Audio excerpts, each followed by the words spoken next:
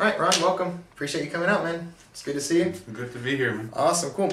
So today we are with Ron Adolph. Ron is a great friend of mine, a life-saving registered nurse, been an emergency room nurse for, looks like, 18 years. You've been a nurse for 18 years. 18 years. That's really cool. And you and I worked together at East Houston Regional Medical Center, and you've been there for 5 years. I remember when I started working with you, at East Houston Regional Medical Center, because it was the first agency nursing job that I had ever done. And so you always made me feel very welcome there. And that was one of the things I really appreciated about you most whenever we worked together over there, is that I was really quite nervous when I first went over there. Because like I said, I'd been working at St. Joseph for a while. And, I came in, maybe I'm this experienced nurse, but I wasn't as experienced as I let everybody believe, and I was quite nervous. So I was confident, but just really nervous. But you always made me feel really good, and you never left me in the weeds. I never sat in a room with too much to do, completely overwhelmed. You always came in and helped, and it was always kind of random. Like you just walk in, and all of a sudden you had done my charting, or you'd come in and you started my IVs and drew the blood and sent it off to the lab. And I always thought that was really great. I appreciated that. So you've been at East Houston for 5 years as the charge nurse. So what's it like being a charge nurse of an emergency room? Well, the ER can be a little crazy place, you know that. Absolutely. And you have to have a certain personality to work there. But overall, what I keep in mind is we're all people. People taking care of people. Yeah, sure. And part of my role as a charge nurse is not only to take care of the patients, but to take care of the staff too. Because before they can take care of others, they have to be taken care of. Sure. Whatever that need is. Absolutely. So you set them up for success by being behind your nurses and all the staff, not just the nurses, but all the staff and being behind them. So yeah, you say it can be a crazy place, because I think for me, what I always found most difficult working in the emergency room is that I never seemed to have enough time to do everything that needed to be done. And again, that was where you really made it a lot better for me as the charge nurse over there. But how do you deal with that? How do you deal with just the overwhelming amount of tasks that need to be done? One at a time. One at a time. You can get overwhelmed. You have to set priorities. You may have 10 different things to do at one time, but which one takes priority? And just go from there. You may not get everything done, right? But it's a team effort. So if I can't get everything done, you follow me, then I depend on you to pick up where I left off. It's interesting you say when you have to prioritize the different things that you have to do. So you have 10 things to get done. Well, that's how I thought critical thinking and nursing skills were. And this is something we talked about our EMT students. This is what we talked about. We're saying, when you're going through these tests, you have 4 answers to a question, and all 4 answers seem to be right. And we all get hit with that in medical school or nursing school or EMT school. We all get hit with that. And, when we always say, it's like, well, how do you know which one is the most right? That is the key to critical thinking. But it's also the most practical thing in the professional world, is that you have 10 things to do, and you have to be able to prioritize. So what needs to be done right now versus, what can I put off for a second? What do I need to get help with? And all those things. It's that management negotiation as a nurse. So I'm glad that you put it that way. So it's something that we talk about to our students before we send them on the floor. Now, currently we're not sending anybody to East Houston, but we do send them to quite a number of hospitals here in the Houston, Austin, Dallas, San Antonio area.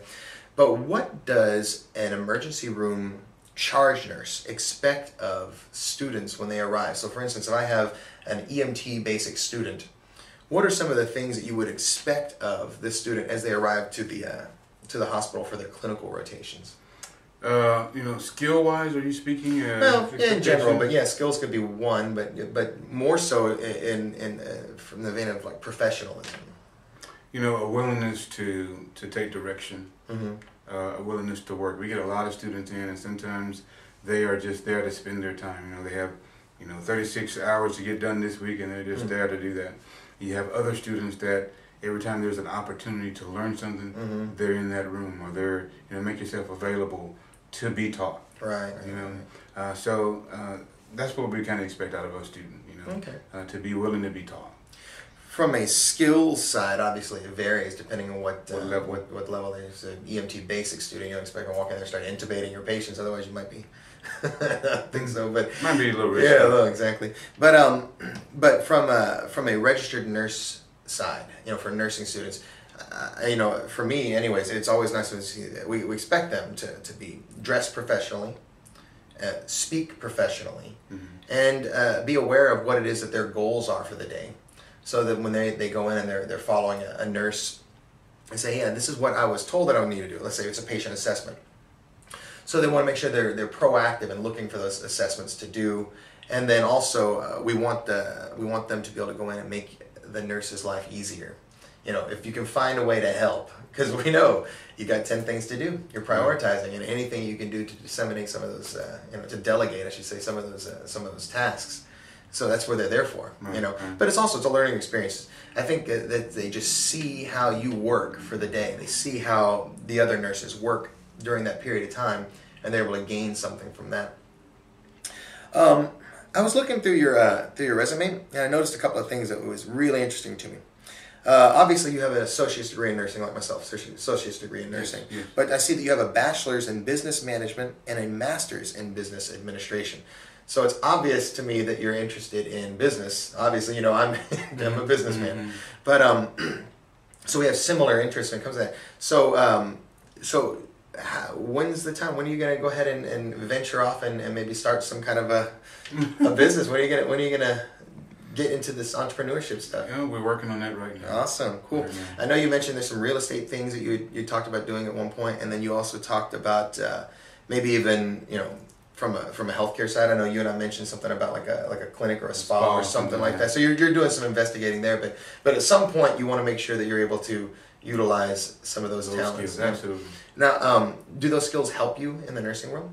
The business management helps, a lot. Deals with how people think, and how people work. There are all sorts of type of people that have different motivators. What motivates you doesn't motivate me or the other person. So those management skills come in handy. Yeah, it's funny. For me, as a prerequisite to nursing, I always tell everybody, I think one of the things that they would gain the most from, they need to work in a restaurant. They need to be a waiter, service industry, because that's half of the battle. At least I find that's half the battle.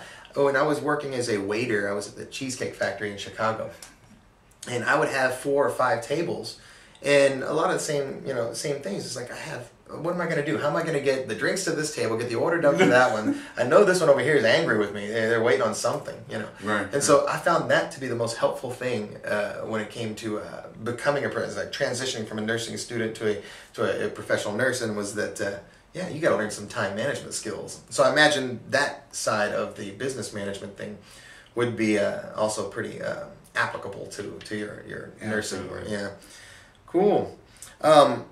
Well, you mentioned business. You mentioned you have the degrees in business. You mentioned how that's helped you. Is there anything that you think from a nursing side that you can do to improve certain things that you would think? Let's say, typically, you work. You have your degree, you have your job, but what do you do on a regular basis from an educational side to keep yourself abreast of what's going on in the medical world and to keep current? In other words. The key phrase now is evidence-based. Evidence-based medicine, evidence-based practice. So there's always continuing education with regards to your craft. How we treat, for example, acute MIs or heart attacks now is not how we did it 10 years ago. Right. Standard of care 10 years ago was thrombolytics. Now it's, cardiac cath, bypass. So continuing education is key. You have to stay on top of what you do. So I know you said you attend some of our courses. I know you've been here for like an ACLS or PALS and such. At least you've been for some. I know you trauma nursing core curriculum and stuff. I think as nurses we're required to do 20 hours. Yes, a year. Yeah, I don't think that's enough. No. I personally don't think that's enough. Honestly, I think you got to, because I've run into people who don't take the continuing education side seriously enough. And so then I find that later on, they really get left behind. They really don't know what is current. And I don't like to be that person. I don't like scary. Yeah, it's scary. And I don't. And if I'm taking care of a patient and they ask me a question, something that's current, and I don't even know what that is, that wouldn't fly with me. I have to be current. I have to do my readings and research. So current. Staying current with your education. 20 hours. Well, that's pretty trivial. But I know that you do a lot of like you do a lot of these courses. You're instructors in a lot of courses as well. Like I know that you're at least you're an ACLS instructor because you did that here, and then you did BLS. PAL. And then you're also a TNCC instructor, Yes. Trauma Nursing Core Curriculum. Anything else? That's what they say. Yeah, Trauma Nursing Core Curriculum. Yeah, that's something. And we did that one together. Yeah. That instructor class. Yeah. So yeah, you've done those courses. Do they help? You think? Oh yeah. Yeah, they do help. I think what helps me is being an instructor in those courses. Absolutely. I learn more You learn by teaching. Man, and teaching keeps you honest. Mm-hmm.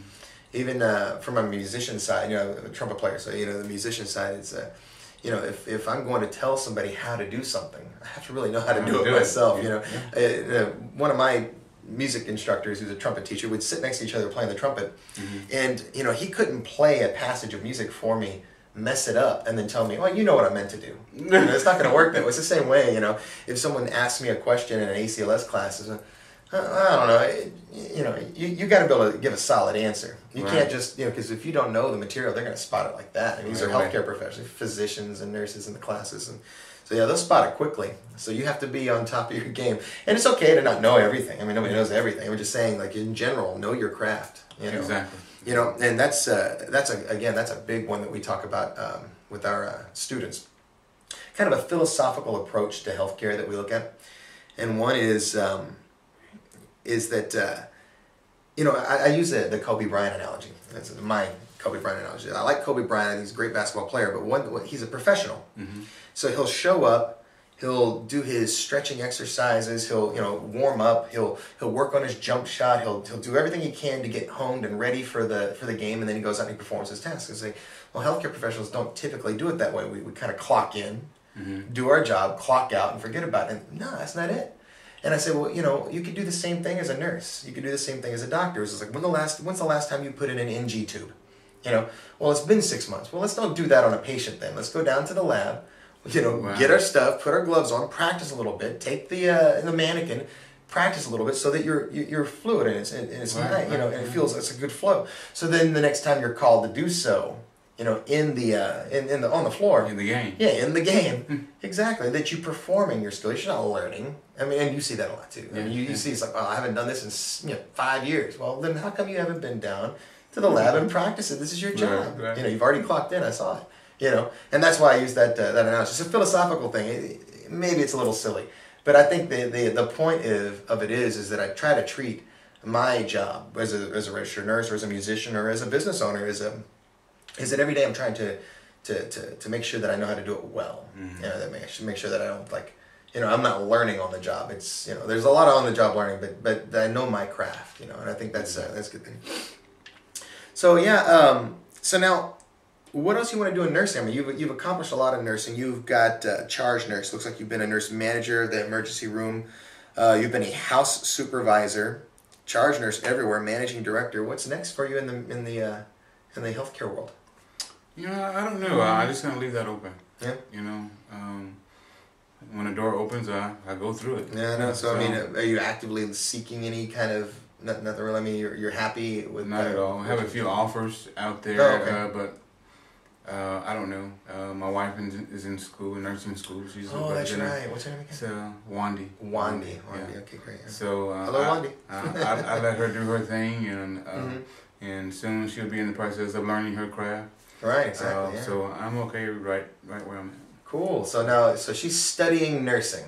She's studying nursing. So that's awesome. That means that you've spoken well about nursing. And when you come home, you talk about it. No, I love it. That's great. Now she wants to do it. That's cool. Well, I tell you, I really appreciate you coming and speaking with me. The whole point of this program is so that people who want to get into healthcare, who are interested in becoming nurses or doctors, they can search for a relevant topic and say, hey, let me. You know, these guys were talking about, and that's what I was, interested in, and they can come and log in and listen to it, and so it's really cool. So again, I appreciate you coming out. I look forward to what's going to happen to you in the future, and maybe we'll have you back. Absolutely. All right, man. Thank you, man. All right.